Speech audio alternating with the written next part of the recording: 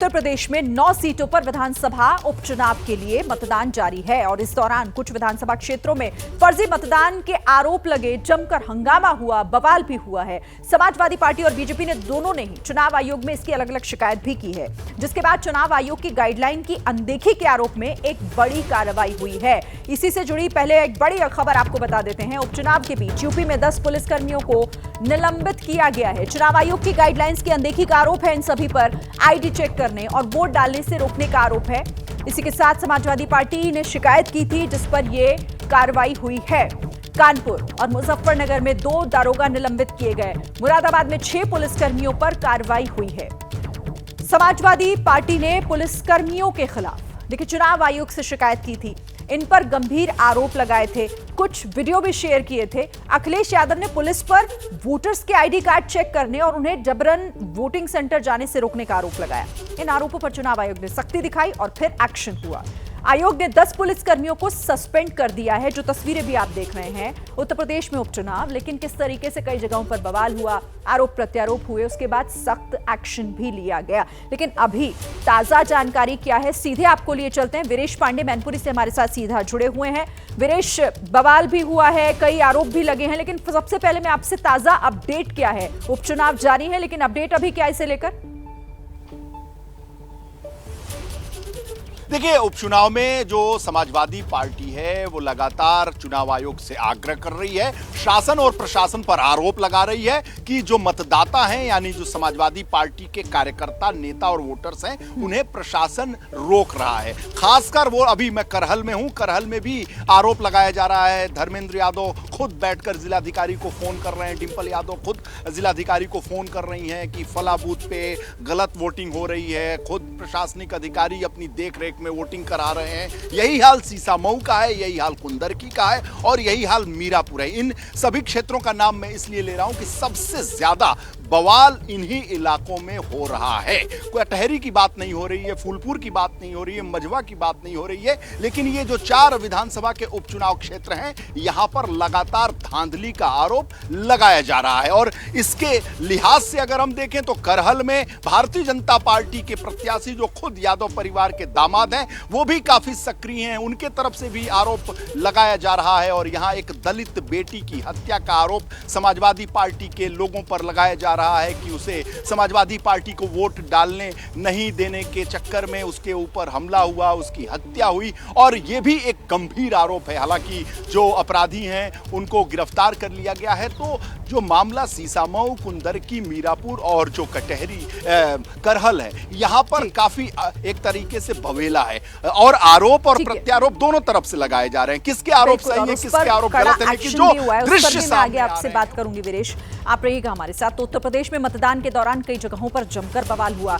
मुजफ्फरनगर की मीरापुर से इसकी शुरुआत हुई और इसके बाद मुरादाबाद की कुंदरकी और सीसामऊ से भी हंगामे की तस्वीरें सामने आई हैं। हर जगह किस तरह से बवाल हुआ, वजह फर्जी वोटिंग रही।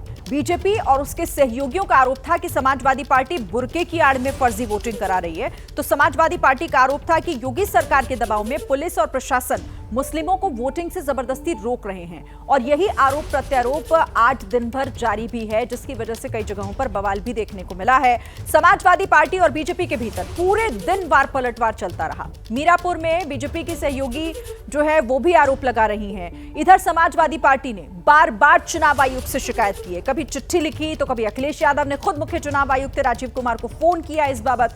अखिलेश ने अपने कार्यकर्ताओं से एक अपील भी की है, अधिकारी परेशान करें तो उनका वीडियो बनाइए और फिर भेजिए। अखिलेश अपने कार्यकर्ताओं से कह रहे हैं कि अगर एक बार पुलिस वापस कर दे तो दोबारा जाइए। आयोग से अपील, बेईमान अधिकारी तुरंत हटाए जाएं। तो अखिलेश यादव पूरा एक्शन मोड में इस वक्त दिख रहे हैं, आपको सुनवाते हैं। बीजेपी ये चुनाव वोट से नहीं खोट से जीतना चाह रही है। भारतीय जनता पार्टी ये उपचुनाव वोट से नहीं खोट से जीतना चाहती है। भाजपा हार के डर से प्रशासन पर बेईमानी करने का दबाव बना रही है। भारतीय जनता पार्टी हार के डर से पूरे प्रशासन पर दबाव बना रही है कि अधिकारी बेईमानी करें, मैं अपने मतदाताओं से अपील करूंगा, एक नहीं कई बार वोट डालने के लिए जाएं, डटे रहें और वोट डालकर ही आएं। और समाजवादी पार्टी की सांसद डिंपल यादव भी बीजेपी के लिए मैदान में उतर आई। उन्होंने प्रशासन पर समाजवादी पार्टी के समर्थकों को वोट डालने से रोकने के आरोप लगाए हैं। डिंपल यादव हमारे साथ हैं। भाजपा वाले प्रेस कॉन्फ्रेंस करके अध्यक्ष कह रहे हैं कि ये जो लाल टोपी वाले हैं दलित बेटी की हत्या कर देते हैं, अपने पक्ष में मतदान नहीं होता है। मैं समझती हूँ ये इनकी जो सोच है ये इसी में खोट है कहीं ना कहीं, क्योंकि जो घटना की आप बात कर रहे हैं उसमें जो आरोपित लोग हैं वो पकड़े गए हैं, वो जेल में हैं और इसका इलेक्शन से कोई वास्ता नहीं है। लेकिन इस तरह की अफवाहें फैला के एक तरह का ये लोग चाहते हैं कि वोट ना पड़े। लेकिन मैं इन सबको बताना चाहती हूँ कि पूरा पीडीए परिवार समाजवादी पार्टी के साथ खड़ा है और अच्छे वोटों से करैल विधानसभा सीट और बाकी 9 सीटें भी हम जीत के आ रहे हैं। शासन प्रशासन कैसा काम कर रहा है? नहीं, शासन प्रशासन भारतीय जनता पार्टी की एजेंट की तरह काम कर रहा है। जहां हमने अपने करहल से जो इंस्पेक्टर है उनकी भी कंप्लेंट करी है बाठी जी की और इलेक्शन कमीशन को भेजा है। हमें पूरी उम्मीद है कि वह सस्पेंड इलेक्शन कमीशन करेगा, क्योंकि वीडियो के साथ उनकी वीडियोग्राफी के साथ हम लोगों ने इलेक्शन कमीशन के पास ये बात पहुंचाई है। एक सस्पेंड तो हुए हैं।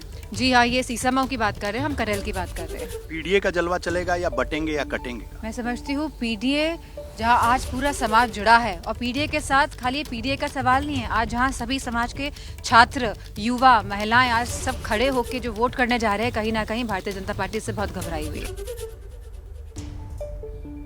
तो जमकर आरोप लगा रहे हैं अखिलेश यादव भी और आपने डिंपल यादव को भी सुन लिया। देखिए, कांग्रेस भी समाजवादी पार्टी के आरोपों को लेकर उसके साथ दिखाई दे रही है। पार्टी ने बीजेपी पर पक्षपात करने का आरोप लगाया है। कांग्रेस की प्रवक्ता सुप्रिया श्रीनेत ने कहा है कि यूपी उपचुनाव में हम लोग जीत रहे हैं, उत्तर प्रदेश की जनता सब कुछ देख रही है। यूपी के बाई इलेक्शन में हमारा प्रदर्शन, इंडिया गठबंधन का प्रदर्शन बहुत अच्छा रहेगा।